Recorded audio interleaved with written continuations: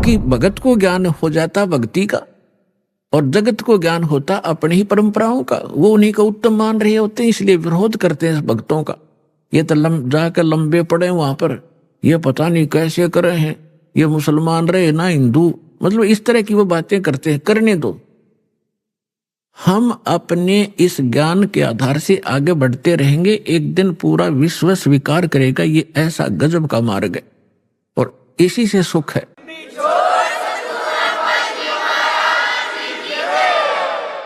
पुण्यात्माओं, ये भक्ति युग आ गया। अभी तक हमने बतेरी बकवाद कर ली। एक बार दास गोवा के अंदर गया हुआ था। गोवा एक स्टेट है समुद्र के किनारे। वहां दूसरे देश को हम विकसित देश मानते हैं, इस इंग्लैंड, इटली और अमेरिका के। वहां समुद्र के किनारे एक एक लंगोट में स्त्री और पुरुष वहां लेट रहे रेते में। और हम वहां सत्संग किया था हमने गोवा में, और हम चले गए घूमने के लिए। तो उनको देख रहे और वो भी अच्छे ना लगे, तो वहां बता रहे थे कि ये क्या कहते हैं, क्यों हो, हमें यहां आकर शांति मिलती है। और ये बड़े वहां सेठ हैं, बड़ी बड़ी कोठियां हैं, इनकी कार है बड़ी बड़ी। कलम देखो इनकी शांति। तय उस रेत में तो कोठी शर्मा मारोगे जहां अशांति है, क्या करोगे और कट्ठी और कारों की। आग अंगारे इकट्ठे कर रहे हैं और उसको विकास मानते हैं और उसको अपना बड़ी महिमा मानते हैं, और शांति मिल रही है तुम्हें। तो आज से 50 वर्ष पीछे झांको, आपके दादे परदादे कैसे रहा करते थे। उस रेत में रहा करते थे, झोंपड़ियों में रहा करते थे, और कितना शांत जीवन जीते थे, कितना उनके चेहरे पर शांति और कितनी खुशी रहती थी। अंत में आपने उड़े टेकना पड़ेगा। यूं तो एक बबुड़िया सा उठ रहा थोड़े दिन का, और 2 वर्ष वर्षा ना हो, ये विज्ञान धरी की दराई रह जाएगी। ये कंप्यूटर पड़े पड़े जरेंगे सारे, और ये जहाज इनमें कोई बैठनिया नहीं पाएगा।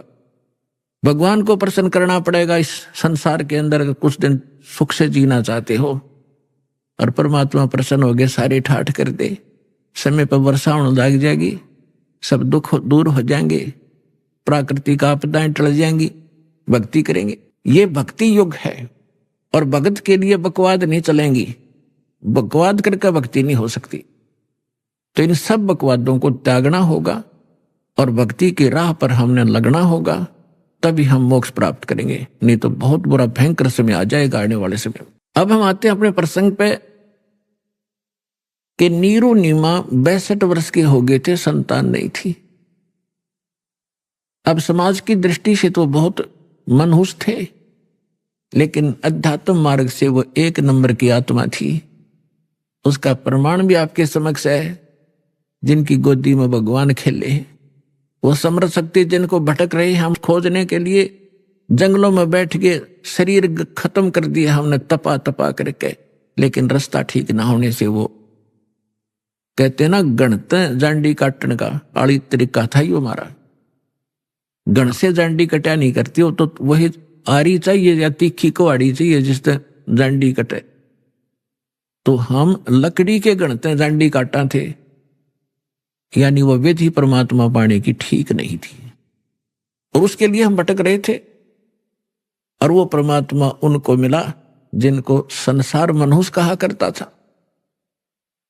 अब समय जैसे तैसे वो व्यतीत कर लेते हैं, स्वयं तो जिनका संतान नहीं, लेकिन ये संसारिक व्यक्ति अपनी सोच से जब भी उनसे मिलते हैं कोई ना कोई इंजेक्शन लगा ही देते हैं कि एक संतान तो चाहिए थी, एक बालक तो चाहिए था घर में।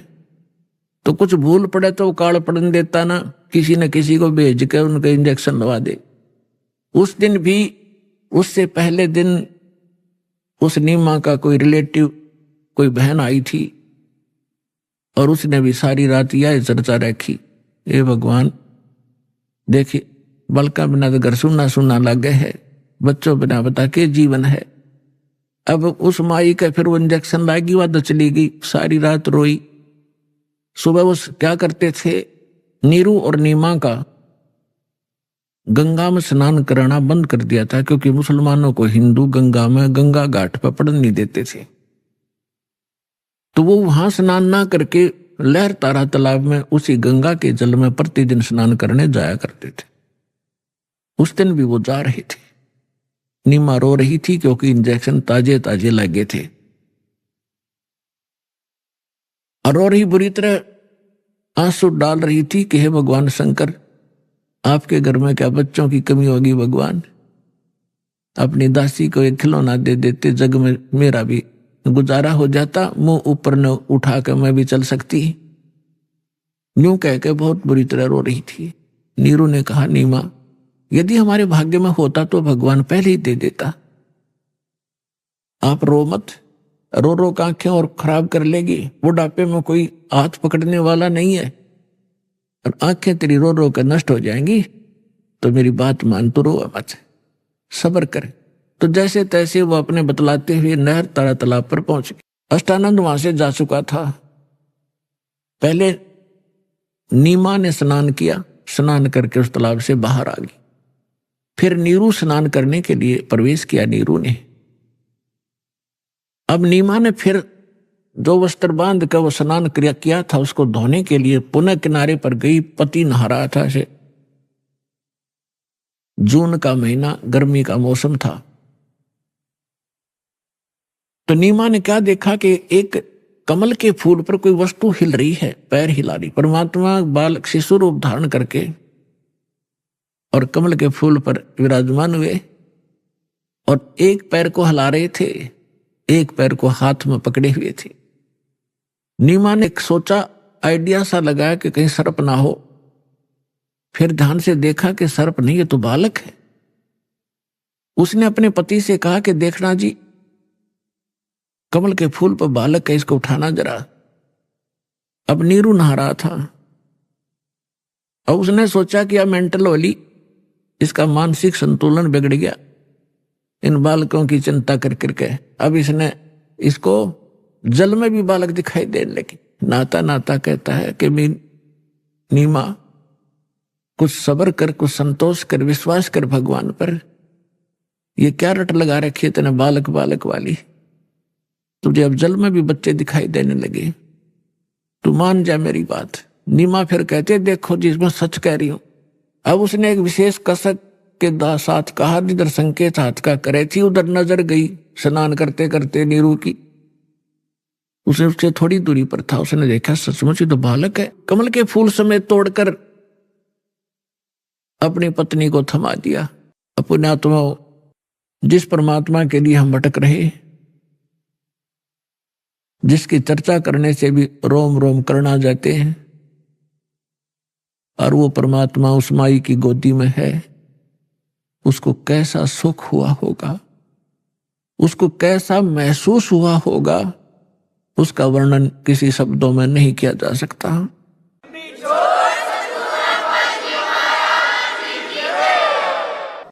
अब आपको आदरणीय गरीबदास साहिब जी के द्वारा परमात्मा की महिमा की वाणी जो प्रकट हुई थी 12वें पंथ में, उसके आधार से आपको सुनाएंगे। जैसे तुलसीदास जी ने लाखों वर्ष पहले घटी घटना रामायण की, भगवान श्री राम और उनकी जो लीला थी, तो लगभग लाखों वर्षों के बाद उन्होंने दोबारा लिख दी चौपाइयों के माध्यम से। और बिल्कुल सत्य है, क्योंकि एक दिव्य दृष्टि प्रदान होती है भगवान की तरफ से प्राणी को। उसके आधार से वो पहले हो रही घटना चलचित्र की तरह देख सकता है। प्रत्येक प्राणी के अंतःकरण में ये सब के अंदर डिपॉजिट है, जितनी भी घटना घट रही है इस ब्रह्मांड के अंदर। लेकिन वही देख सकता है जिसका इंटरनेट कनेक्शन फिट हो जाए पर चले, वही देख सकता है। तो इस दिव्य दृष्टि की भी क्षमता होती है। जैसे एक दूरदर्शी होती है 1 किलोमीटर तक देख सकती है, और एक दूरदर्शी होती है ऊपर के ग्रहों तक को देख लेती है। तो इसी प्रकार जो तुलसीदास जी की दिव्य दृष्टि यानी दूरदर्शी थी, दूरबीन थी, वो थोड़ी क्षमता की थी। आदरणीय गरीबदास साहिब जी को परमात्मा पूर्ण ब्रह्म मिले थे, उनको जो दिव्य दृष्टि दी थी वो फुल रेंज की थी।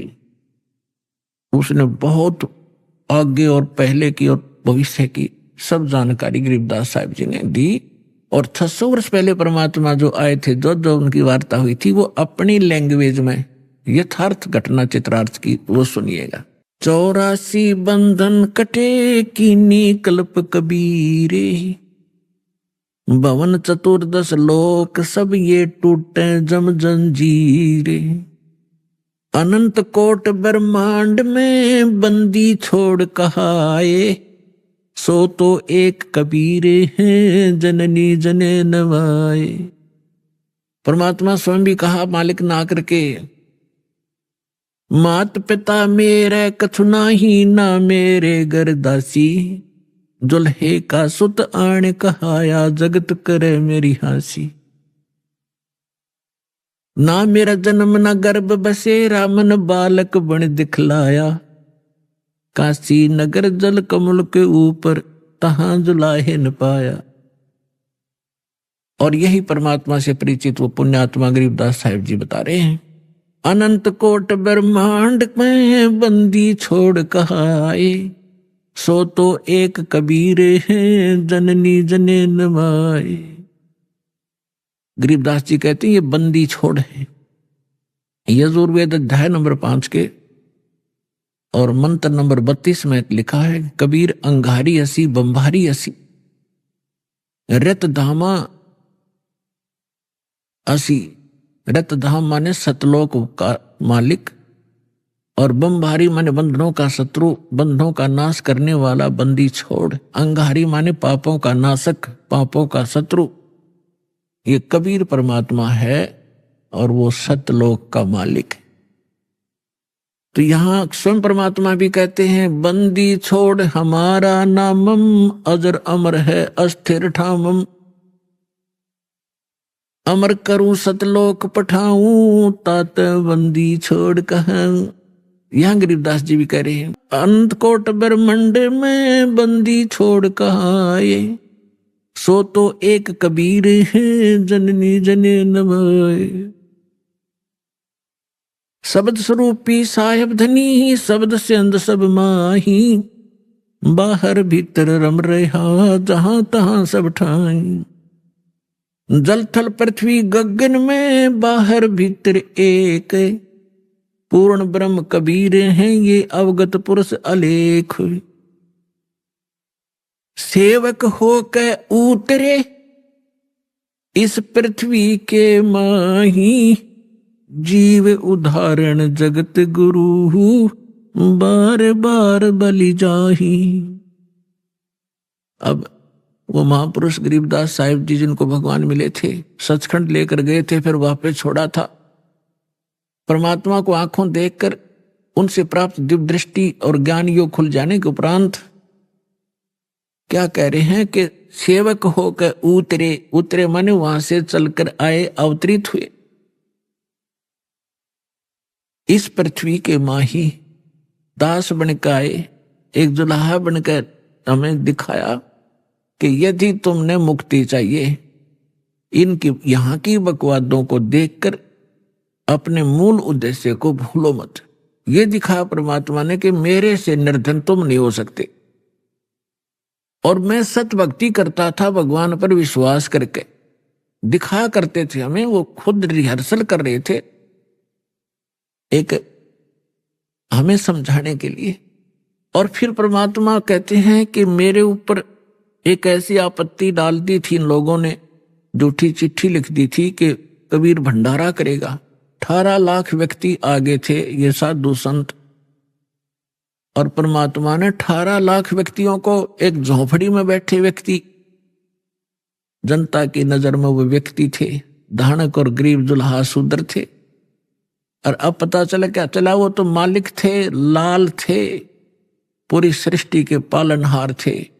18 लाख व्यक्तियों को 3 दिन तक मोहन भोजन खिला दिए, 36 व्यंजन खिलाए, लाडू, कचौड़ी, सेब, संतरे, काजू, किशमिश, जो भी जिसने जो खाद्य पदार्थ थी, और दही बड़े, 18 लाख व्यक्तियों को 3 दिन भोजन कराना, कलजा फट जा, राजा हिल जा देश का, और एक झोपड़ी में बैठा गरीब व्यक्ति और इतना भोजन करा रहा, साथ में फिर दोहर दे रहा प्रत्येक खाने के उपरांत, जैसा कि चिट्ठी में उन दुष्टों ने लिख दिया था वो भी पालन कर रहे हैं, और साथ में एक असरफी सोने की, स्वर्ण की मोहर दे रहे हैं, जो 10 ग्राम सोना, और वो भी दे रहे थे। तो परमात्मा यही सिद्ध करना चाहते थे कि तुम यहां भक्ति करो केवल, और फिर मैं देखूंगा तुम्हारे सारे व्यवसाय को। देखो, माता पिता को बच्चों की सब चिंता रहती है कि अब इसको किस चीज की आवश्यकता है। गर्मी आती है तो गर्मियों के कपड़े, सर्दी आती है तो सर्दियों के कपड़े, समय पर भोजन व्यवस्था सारा कुछ करते हैं। तो आप उसके बालक बन गए इस दीक्षा के लेने के बाद, आपका पुनर्जन्म हुआ है इसी जीवन में। जिस दिन सतगुरु भेंटिया ता दिन लेखे जान, बाकी समय गंवा दिया बिना गुरु के ज्ञान। जब तक गुरु से उपदेश नहीं मिलते तब तक आपका जीवन, मनुष्य शरीर होते हुए मनुष्य का जीवन नहीं जी रहे थे। हम तो अन्य पशु पक्षियों जैसे ही क्रियाओं में व्यस्त थे, और जिस दिन से सतगुरु मिलते हैं हमारी सब क्रियाओं में परिवर्तन होता है, हमारा आध्यात्मिक जन्म होता है। तो आप उस परमात्मा के वचन के पुत्र हो गए हो, पुत्री हो गई हो। अब उसको चिंता रहेगी अगर आप विश्वास के साथ मर्यादा में रहकर परमात्मा की भक्ति करते रहोगे। कबीर साहब कहते हैं, कल्पे कारण कौन है, तू कर सेवा निकाम, और मन इच्छा फल दूंगा जब पड़े मेरे ते काम। जब मेरे सतर का काम होगा ना, जब देखना मेरे रंग। अपने आत्मा कितना धनी या कितना उच्च पोस्ट प्राप्त प्राणी हो, चाहे प्रधानमंत्री हो, उसका लड़का जा रहा है कितना कार में, एक्सीडेंट में मर गया, तो वो समर्थता के काम आई उसकी। और भगवान के साथ प्रधानमंत्री भी भगवान की भक्ति कर रहा होता और बेटा भी कर रहा होता, तो वहां धनी का काम था वहां पर बचाने का। जीव नहीं बचा सकता चाहे कितना महिमावान हो। तो यहां कहते हैं, कल्पे कारण कौन है, क्यों चिंतित रहता है तू, कर सेवा निकाम, निष्काम भाव से भक्ति कर मेरी, और मन इच्छा फल दूंगा जब पड़े मेरे ते काम। तो परमात्मा पर विश्वास करके भक्ति करो।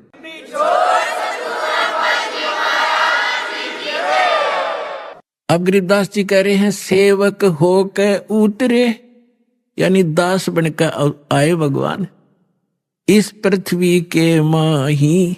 उद्देश्य क्या लेकर आए, जीव उदाहरण जगत गुरु, बार बार बलि जाऊं मैं। कि जीव उदाहरण के लिए वो जगत गुरु, सारी सृष्टि को सच्चा ज्ञान देने वाले, वो जगत गुरु इसका नाम होता है। ये नकली जगत गुरु का पता नहीं है, जगत गुरु लिख रहे हैं, तत्वदर्शी लिख, ये सब डुप्लीकेट हैं सारे के सारे। अज्ञानी प्राणी है जिनको कह भी पता नहीं अध्यात्म मार्ग का। उन आत्माओं, देखो परमात्मा की दया बिना सच्चाई ना तो कही जा सकती और ना स्वीकार हो सकती। अब दास ने लगभग 10 वर्ष हो गए टीवी चैनल पे सबको ललकार दिया, सबको बता दिया तुम झूठे हो, तुम्हारा ज्ञान झूठा, तुम्हारा भगवान नकली, और तुम्हारा ज्ञान गलत, तुम्हारी भक्ति गलत, और कोई नहीं चल सकता। एक शब्द कह के दिखा दो, कोई एक संत एक दूसरे के प्रति हंगामा मचा दे, क्योंकि वो झूठे को झूठा कहेगा। और यहां परमात्मा के ज्ञान के आधार से कहा जा रहा है, कोई सब बोल नहीं रहे, बोल रहे तो उनकी दूनी विद पिट है।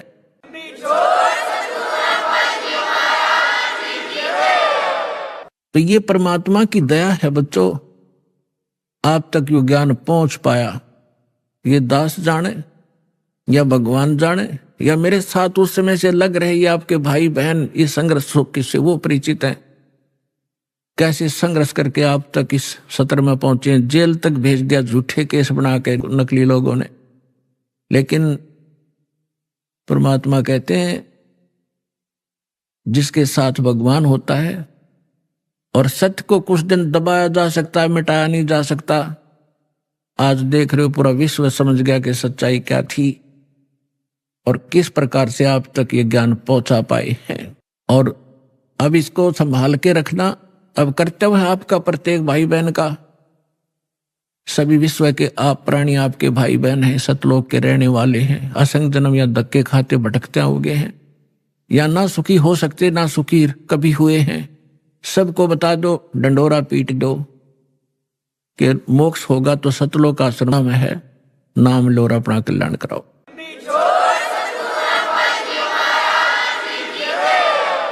सदता रह पिंड अपना, साधु तारे खंडे, उसको सतगुरु जानियो, जो तार देवे ब्रह्मंडे।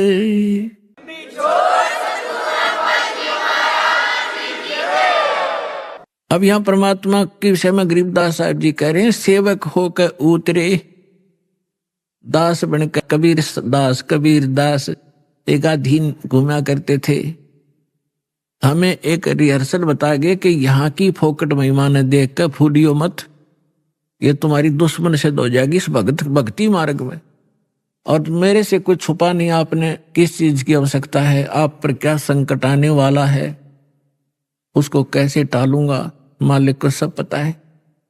जैसे ऑपरेशन थिएटर में जाने के बाद मरीज अपने नहीं चलाना चाहिए, अपने चलाओगा तो केस बिगाड़ेगा वो। तो आप आगे ऑपरेशन थिएटर में और जन्म मरण का रोग आपका कटेगा। तो इस समय मरीज ने नहीं अपनी चलानी चाहिए, डॉक्टर ने कर देना चाहिए जो वो करना चाहता है। और इस में थोड़ा बहुत कहीं कष्ट होता भी है तो आपके बहुत बड़े भयंकर रोग का नाश हो रहा है, इस करके इसमें विश्वास रखें।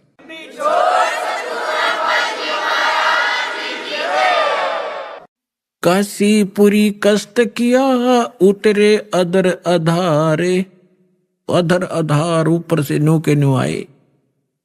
मोमन को मुजरा हुआ फिर जंगल में दीदारे, मुसलमान को परमात्मा मिले और जंगल में उनका दर्शन हुए।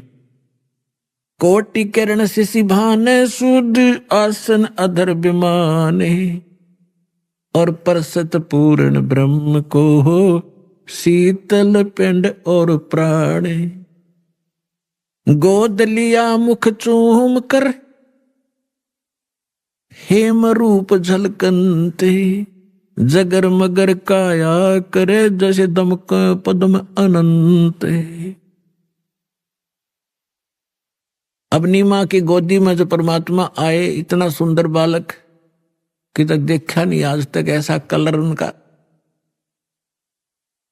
और माँ की ममता एक विशेष होती है बहन में, बच्चे के प्रति उसने गोद लिया, छाती कहलाया, फिर मुंह चुम्या, प्यार किया। और उनका इतना अच्छा सुंदर शरीर था, हेम रूप झलकंत। हिम माने बर्फ, और बर्फ जैसी सफेद कलर था उस परम पिता का। जैसे कभी कपड़ा लेना जाते थे दुकान पर, सफेद कपड़ा मांगते थे, वो कहता था दुकानदार के स्नो व्हाइट है ये। स्नो व्हाइट माने बर्फ जैसी सफेदी, सबसे अच्छी सफेदी बर्फ की होती है, बर्फ की। तो यहाँ हिम माने बर्फ होता है। तो गरीबदास जी कहते हेम रूप झलकंत, बर्फ जैसे व्हाइट कलर के परमात्मा का शरीर था। गोद लिया मुख चूम कर हेम रूप झलकंत, जगर मगर काया कर जैसे दमक पद्म अनंत। काशी उमटी गुल भया मोमन का घर घेरे, कोई कहे ब्रह्मा विष्णु है, कोई कहे इंद्र कुबेर। बच्चे को देखने के लिए आए। पहले तो नीरू को डर था कि यदि हम इस बच्चे को घर ले जाएंगे, अपनी पत्नी से कह दिया था इसको यहीं छोड़ दे, इसी में हमारी खैर है। क्योंकि पहले तो हम मुसलमान बना दिए जबरदस्ती, हिंदुओं से लिंक रहा नहीं, मुसलमानों से साथ नहीं। और अब ये पूछेंगे बच्चा कहाँ मिला, हम सच्ची बताएंगे कमल के फूल पर, और कोई कहेगा झूठ बोलते कमल के फूल पर बालक हो ही नहीं सकता। तो ये हमसे बच्चा भी छीनेंगे और हमें यहाँ से नगरी से निकाला भी कर देंगे। लेकिन नीमा नहीं मानी, जिद पर अड़गी कि मैं मरूं चाहे जीऊं, और इस बच्चे को लेकर चाहे मैं देश निकाला ले लूंगी पर छोड़ू नहीं, इसने मर जाऊंगी इसके साथ। फिर परमात्मा बोले थे, नीरू ने धमकाना चाहा था अपनी पत्नी को, थप्पड़ जीवन में पहली बार हाथ करना चाहा था। परमात्मा बोले गोदी में कि नीरू हमें घर ले चलो, तुम्हें कोई कुछ नहीं कहेगा। जब नवजात शिशु के रूप में बालक और बोले तो डर गया नीरू, कोई सिद्ध पुरुष ना हो इसमें, कोई फरिश्ता ना बोलता हो बालक में, और तेरी घड़ी दुर्गति हो जा, चुप करके आ गया था। अब घर आकर के लोग देखना आवे, नो गीत गाती औरतें आवे, नीरू कैसा सुंदर बालक आ रहा है, कमल के फूल पर पाया है, जंगल में पाया है। जैसे भी उनकी बुद्धि ने काम किया, कमल पे फूल ना तो किनारा पड़ा पाया है, मतलब इस तरह की दंत कथा बनाने लगे। तो वहां क्या कह रहे हैं आकर, काशी उमटी गुल भया, यानी सारी काशी उमड़ उमड़ कान लगी, सारा शोर माच गया। मोमन का घर घेरे, उस दुल्हे का घर घेर लिया मोमन मुसलमान का। कोई कहे ब्रह्मा विष्णु है, कोई कहे इंद्र कुबेर। कितना सुंदर बालक, आम नहीं हो सकता। कोई ब्रह्मा है कि विष्णु में तो कोई सा है, या कुबेर धन का देवता, या इंद्र, उन देवताओं में से कोई एक ये आए हुए हैं। कोई कहे वरुण धर्म राय है, कोई कहते है ईसे, 16 कला सुभान गति, कोई कहे जगदीश। कोई कहे चल ईश्वर नहीं, कोई किन्नर कहलाए, कोई कहे गण ईश का, जो जो मातरे साए। अब निम्मा बालक में नाम धरे, कोई कहे तो भूत प्रेत से, कोई का भगवान के साथ दिखा है। निम्मा जो जो उनसे जीखती है, नाराज होती है, तो मेरे बच्चे का टोक लाओगे, नजर लगाओगे, पता नहीं क्या क्या कह रहे हो। भक्ति मुक्ति ले उतरे ये मेटन तीनों ताप। होए होए, भक्ति और मुक्ति यथार्थ लेकर उतरे दाता, और मेटन तीनों ताप, तीनों ताप का नाश करने वाले भगवान आए। तुम कौन राम का जपते जापम, तात कटे ना तीनों तापम। तुम किन भगवानों की भक्ति कर रहे हो जिससे तुम्हारे 3 ताप का नाश नहीं हो सकता। तो वो परमात्मा आए, भक्ति मुक्ति ले उतरे, और मेटन तीनों ताप। और एक मुसलमान का डेरा करा, दुल्हे का घर डेरा किया, और उसको कहे कबीरा बाप। अपना आत्मा परमात्मा ने कहा है, सो हम शब्द हम जग में जाए, सार शब्द हमने गुप्त छुपाए। ये मंत्र सो हम नाम जो कोई देता है उसका अधिकारी नहीं है वो, इस दास के अतिरिक्त। और फिर उसके साथ अकेला सो हम काम नहीं करेगा। अब ये तो नकली ऐसे थे जैसे कोई कार गाड़ी है, कार कोई स्टीयरिंग ले रहा है, उसका स्टीयरिंग, और किसी ने पहिया निकाल रखा है, उसको घुमा रहा है कि या कार आगे हट जाओ, है कोई स्टीयर बच्चों की तरह घुमाए फिरते हैं। ये सारे मिलाकर ही कार बनती है, राम नाम की गाड़ी। अब ये सभी मंत्र मिलकर के यथार्थ गाड़ी होगी, तब ये चलेगी, इसका वास्तविक लाभ मिलेगा जब सारे पुर्जे फटोंगे।